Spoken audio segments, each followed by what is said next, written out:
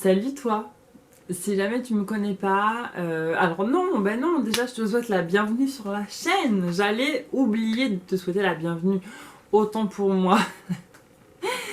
On recommence. Salut toi, je te souhaite la bienvenue sur la chaîne, bien évidemment. Si tu me connais pas, je me présente, moi je m'appelle Zora. Je suis une passionnée par la mode, le maquillage, tout ce qui va concerner en fait la beauté de manière générale. Et on se retrouve aujourd'hui pour une vidéo qui m'a été demandée. Et ça va être une vidéo teint parfait. Alors ça va être une vidéo teint parfait selon moi, hein, puisque ça ne va pas être un teint parfait universel. Certains vont trouver que c'est un petit peu trop, d'autres que ce n'est pas assez. Ça va également convenir à certains. Vous pouvez vous inspirer de certaines techniques que j'utilise à l'intérieur de cette vidéo. Et surtout, n'oubliez pas de me donner vos ressentis, vos critiques, voilà, si elles sont constructives, bien évidemment. Voilà, n'hésitez pas à me dire ce que vous pensez de tout ça. Et puis, écoutez, j'ai plus qu'à vous souhaiter un bon visionnage. Et puis, si ce résultat-ci vous intéresse, regardez jusqu'à la fin. Donc, on se retrouve, comme vous pouvez le constater, sans maquillage. Ça se voit tout de suite. Et donc, on va pouvoir commencer.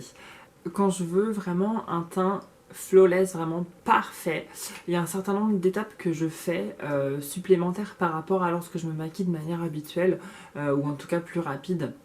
Voilà, quand je travaille sur mon teint, vraiment j'aime prendre mon temps, puis c'est un plaisir aussi de voir son teint se construire, etc.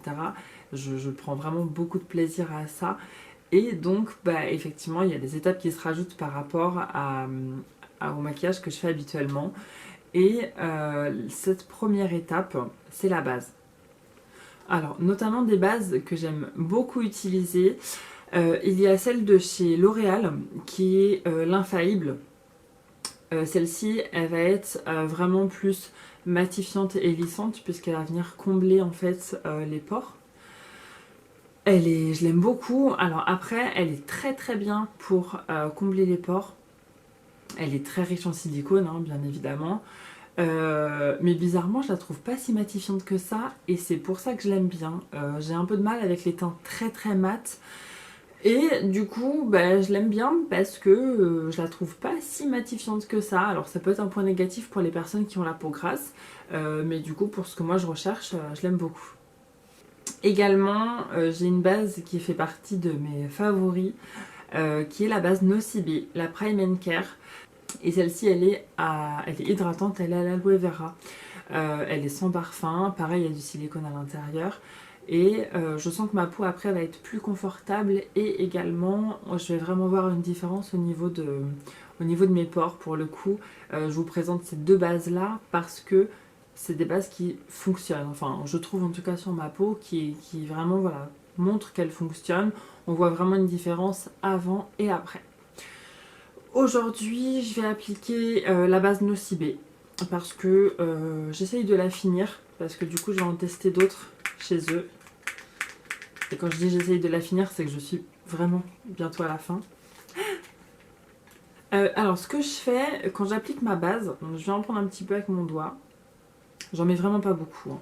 Et j'en mets au niveau où j'ai mes pores. Donc notamment, les miens sont ici. Ici.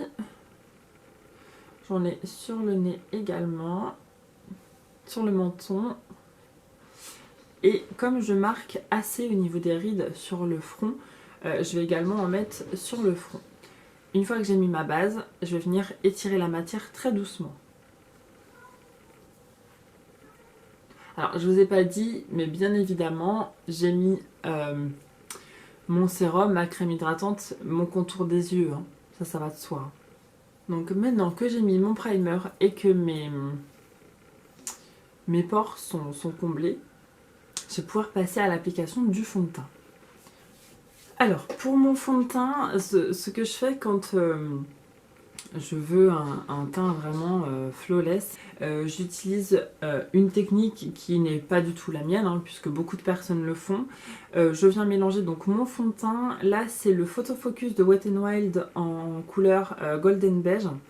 Et je viens tout simplement le mélanger avec un Custom Stropping Drop de chez Lancôme. Et en fait, alors je vais vous montrer sur le dos de ma main. C'est un produit qui va vraiment rendre le fond de teint très très lumineux. Je vais vous montrer, j'en mets un petit peu ici.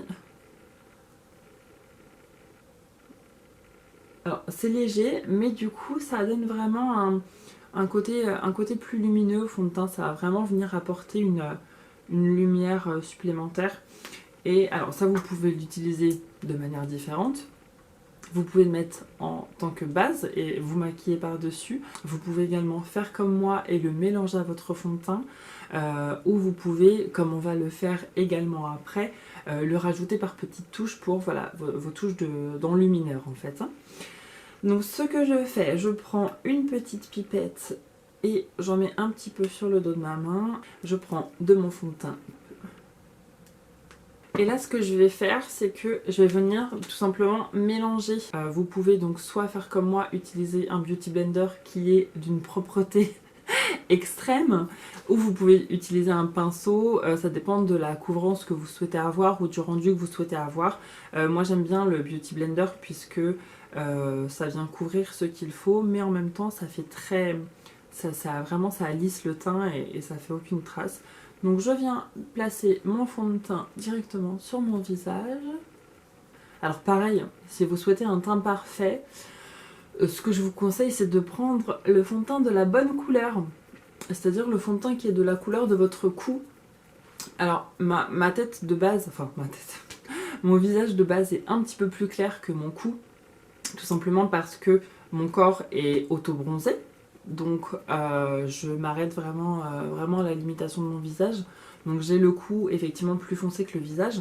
Donc si vous êtes auto-bronzé, bien évidemment, vous allez utiliser un fond de teint qui est de la couleur de votre auto-bronzant. Mais si naturellement vous êtes blanche ou blanc d'ailleurs, utilisez un fond de teint qui va avec votre carnation. C'est-à-dire qu'il faut que le fond de teint il matche avec votre cou en fait. Faut pas prendre un fond de teint plus foncé en se disant je vais avoir bonne mine, etc. Parce que non, généralement ça fait pas bonne mine, ça fait une démarcation dans le cou. Alors après il y a toujours la solution de le descendre, hein. Ça se fait beaucoup hein. Quand on a un fond de teint plus foncé, le descendre un petit peu dans le décolleté, c'est pas mauvais du tout hein. Voilà, en tout cas, pour vraiment économiser du produit et avoir quelque chose de très fondu, le mieux c'est vraiment de prendre la couleur exacte de sa peau hein. Donc je travaille bien mon fond de teint. Le tout c'est vraiment de bien le travailler, de venir vraiment le fondre à la peau, d'avoir quelque chose de très uniforme, très lisse. Voilà, vraiment on prend son temps, on est entre nous, tranquille. Maintenant que mon fond de teint est appliqué, je vais pouvoir m'attaquer à mon contour. Ce que j'aime bien faire, quand je veux vraiment un teint vraiment parfait, j'aime bien travailler avec des produits crème, tout simplement parce que ça se fond vraiment bien avec le fond de teint. C'est le rendu qui va être vraiment le plus naturel. Alors vous pouvez très bien vous faire un teint parfait avec des produits poudre. Moi je vais vous montrer les deux techniques, puisque je les additionne. Mais vraiment pour avoir un rendu très très naturel, vraiment voilà, une peau bonne santé, une peau qui respire. Je trouve que les produits crème se prêtent mieux au jeu puisqu'on a des résultats qui sont très fondus, voilà, des choses vraiment qui se mélangent très très bien les unes avec les autres. Donc je vais vous montrer comment je fais tout de suite. J'utilise notamment une palette de contour qui vient de chez Révolution Makeup. Donc elle ressemble à ceci. Donc je vais venir prendre donc, la couleur la plus chaude, hein, celle que j'utilise le plus. Et pour la liquéfier un petit peu, pour qu'elle vienne vraiment bien se mélanger avec mon fond de teint, je vais utiliser toujours de la marque Révolution Makeup. Et je vais utiliser un liquide de mélange. Alors ça se présente comme ceci, ça ressemble à de l'eau. Mais en fait vous avez à l'intérieur donc une petite pipette comme ceci. Hop. Et en fait ce mélange, il va venir rendre ou liquide ou encore plus liquide que ça l'est déjà, les produits dans lesquels vous allez le mettre. Donc c'est très bien par exemple là pour rendre un fard crème plus liquide, pour rendre un fard à paupières liquide, c'est-à-dire que vous pouvez en faire un liner. Votre gel à sourcils par exemple, s'il a un petit peu séché, vous en mettez une goutte à l'intérieur, vous pouvez le retravailler comme s'il était neuf. ce produit, c'est vraiment un indispensable. Donc je viens prendre mon produit, mon liquide de mélange, et je viens en mettre 2 gouttes. Allez. Donc je prends mon pinceau, alors ça c'est un pinceau double embout, là on est sur un pinceau un petit peu voilà touffu mais assez souple, et là on est sur un pinceau vraiment plus dense. Je l'aime bien prendre un pinceau biseauté puisque ça me permet de mieux tracer sur ma peau. Donc je prends avec mon pinceau donc directement dans le pan, et je viens prendre mon pinceau, je protège mes cheveux et je viens en mettre un petit peu, hop, juste ici. Et avec le côté plus souple, je vais venir le dégrader. Et hop, je viens le dégrader, je monte un petit peu. Je peux remettre du produit si je le souhaite. Donc là, vous pourrez voir la différence entre le côté où j'ai mis donc le produit crème pour réchauffer mon teint et le produit où je n'en ai pas mis. Donc je fais pareil de l'autre côté et on se retrouve tout de suite. Voilà, donc maintenant que j'ai réchauffé mon teint, donc j'en ai mis au niveau des tempes, un petit peu voilà dans mon creux, et j'en ai également mis sur les côtés de mon nez. Ce que je vais faire, c'est que je vais plutôt utiliser le Dior aujourd'hui, et en fait je viens le mettre donc sur mes cernes, et ce que je fais, c'est que j'en mets, alors pas forcément beaucoup, mais c'est que je l'étire déjà un petit peu avec mon embout mousse. Et je le descends jusqu'en dessous, un petit peu en dessous de mon nez, vraiment en bas. Hop, vraiment je l'étire, c'est-à-dire que je replonge pas mon embout mousse, hein. J'utilise tout le produit qu'il y a sur mon embout pour déjà commencer un petit peu à étaler mon produit. J'en ai pas besoin de plus que ce qu'il y a sur l'embout. Ça peut paraître beaucoup, mais il n'y en a pas beaucoup, c'est juste que je l'étire pas mal. Je fais pareil de l'autre côté. Alors, on peut également s'amuser avec l'anti-cerne puisque ça va être ce qui va nous donner de la lumière. Donc vous pouvez en mettre sur les zones que vous souhaitez voilà, un petit peu éclairer. Vous pouvez en mettre notamment sur l'arête du nez, sur l'arc de Cupidon. Vous pouvez en mettre au milieu du front, sur le menton. Voilà, vous pouvez vraiment vous amuser, vous pouvez aussi en mettre un petit peu au-dessus des sourcils, vous pouvez vraiment voilà, vous amuser avec l'anti-cerne, c'est fait pour. Je reprends mon éponge à maquillage et je vais venir fondre tout ça. Alors maintenant que mon anti-cerne et mon fond de teint sont bien mélangés ensemble, sont bien fondus, je vais pouvoir passer au blush. Toujours dans les produits liquides, en fait, si vous voulez, les produits liquides ou en tout cas les produits crème, et après on va venir poudrer.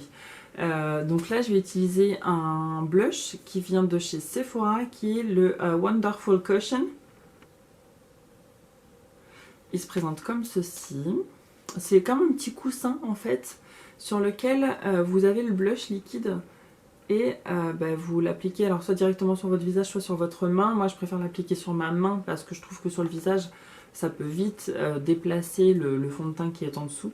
Donc je prends mon éponge à maquillage et je viens l'appliquer tout simplement à l'endroit où je mets mon blush habituellement. Alors bien évidemment on estompe, hein. Le secret d'un joli maquillage et d'un maquillage entre guillemets naturel, c'est vraiment de venir estomper les matières et venir les fondre entre elles. Donc voilà, mon blush est appliqué, c'est assez léger mais en même temps c'est suffisant puisque je vais en rajouter un poudre par la suite. Une fois que votre blush est appliqué, on va passer à une étape qui est facultative, puisque certains aiment, certains n'aiment pas. Moi personnellement, j'adore le glow, j'adore quand ma peau est illuminée, enfin voilà. Donc ce que je fais, c'est que je prends un enlumineur crème, et en fait, ce que je fais, c'est que je vais prendre toujours mon éponge à maquillage. Je vais commencer à l'étaler un petit peu sur ma main. Et je vais venir donc mettre le produit sur mes points de lumière. Donc sur ce que je veux en fait illuminer. Donc ça va être au niveau de mes pommettes. Hop, je reprends, j'en mets un petit peu au bout de mon nez. Un petit peu, on a dit Zora. Sur mon arc de Cupidon. Et j'en mets un petit peu également en triangle au-dessus de mon sourcil, j'aime bien. Je trouve que ça donne un côté bonne mine, police, police, hein, pas la police avec les sirènes. Bien que les sirènes et la police. Mon Dieu, et je m'épuise moi-même des fois, c'est impitoyable. Impitoyable. Ok, donc maintenant que je brille de mille feux, on va pouvoir poudrer tout ça. Le fait de venir poudrer l'ensemble de son visage, là, c'est assez important puisque on a utilisé des produits crème.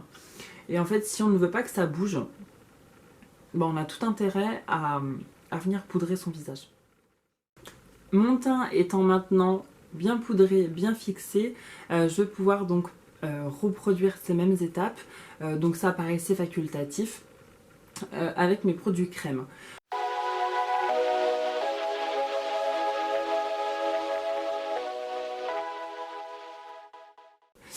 Il est temps de passer aux sourcils et il est grand temps, hein. On va pas se mentir.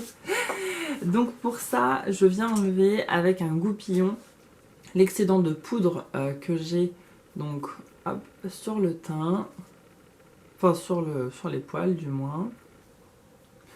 Hop. Je brosse mon sourcil en contre-poil puisque en contre-poil, en contre-sens du poil, je sais pas.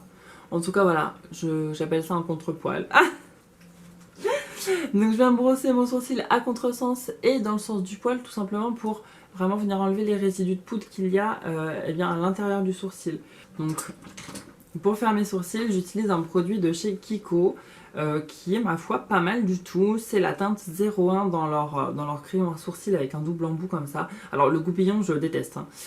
Mais le sourcil en lui-même et la teinte est plutôt pas mal.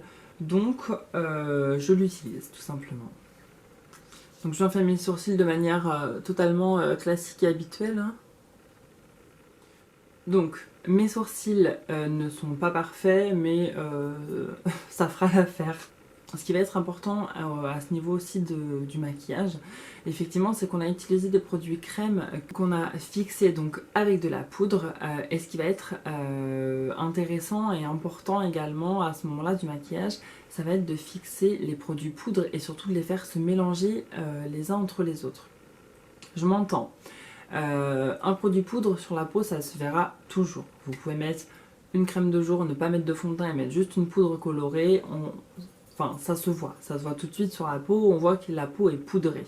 Donc pour enlever ce côté trop poudré et rapporter un petit peu d'humidité à la peau, quelque chose d'un petit peu plus bonne santé, comme si elle était gorgée d'eau en fait à l'intérieur sous le maquillage, il faut tout simplement utiliser un fixateur de maquillage.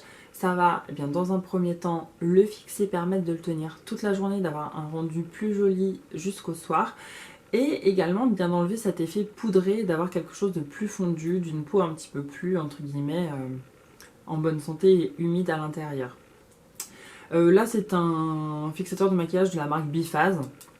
Vous pouvez utiliser n'importe quel fixateur, hein, il n'y a pas d'importance.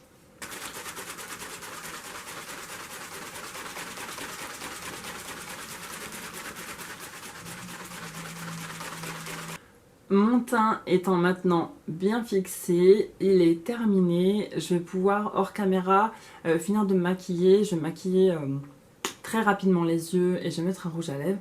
Et on se retrouve tout de suite. Et voilà, je suis maintenant parée à sortir, à aller travailler, à faire ce que vous souhaitez. Je me suis donc maquillée les yeux avec la palette de chez Morphe qui est la 3502. Qui est dans ces teintes-ci. J'adore cette palette, vraiment je l'adore. C'est pas celle que j'utilise le plus souvent.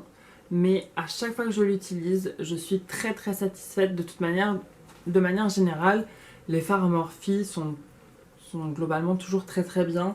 Elle est pas très chère, je sais plus à combien elle est vendue. Je vous mettrai ça de toute manière, tout ce que je porte, je vous mettrai tout en barre d'infos. Je ne suis jamais déçue de la qualité des fards Morphe de manière générale. En tant que mascara, j'ai utilisé un mascara de chez Nocibé qui Sensationize, voilà. Volume et définition, volume pas du tout, il fait de la longueur, il sépare très bien les cils puisque la brosse est en petit picot en silicone. Mais il fait pas du tout de volume, ne vous attendez pas à un volume avec ce mascara. Par contre, il fait de la longueur et il sépare très bien les cils. Également en muqueuse, j'ai mis un crayon noir de chez Kiko qui est le 01 et c'est le Everlasting Kajal, il ressemble à ça. Et les crayons pour les yeux de chez Kiko sont très bien parce que je les trouve très gras. Et sur mes lèvres, j'ai utilisé encore un produit Kiko. Décidément, dans cette vidéo, j'ai l'impression qu'il y en avait pas mal. C'est un rouge à lèvres, comment il s'appelle? Les Unlimited. Et c'est la couleur Rosetto. C'est la couleur exacte de mes lèvres. Vraiment, c'est la couleur exacte de mes lèvres. Sauf que là, je peux les unifier, dépasser un petit peu, les redessiner, etc. J'aime beaucoup ce rouge à lèvres. Il est très confortable, il a un fini mat et il tient très très bien. Voilà ce qui conclut la vidéo donc du teint parfait selon moi. Certains vont trouver que c'est trop, d'autres vont trouver que ce n'est pas assez. Si vous trouvez que c'est trop, vous pouvez supprimer la partie poudre et n'utiliser que donc la partie crème, faire votre teint qu'avec des produits crème, ça va être beaucoup plus léger. Et si vous trouvez que ce n'est pas assez, eh bien vous pouvez tout simplement utiliser les mêmes techniques que je vous ai présentées dans cette vidéo, mais avec des produits plus pigmentés. C'est tout pour moi, j'ai plus qu'à vous souhaiter de passer une agréable journée ou soirée et je vous dis à bientôt dans une nouvelle vidéo.